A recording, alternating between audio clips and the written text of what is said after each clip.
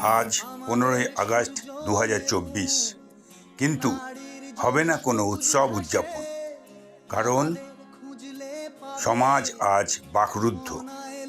ইতিহাসে আমাদের সূর্য মেরুন, নারীর যোগ সবুজ ঘাসে আমাদের খুঁজলে পাবে সোনায় লেখা ইতিহাসে।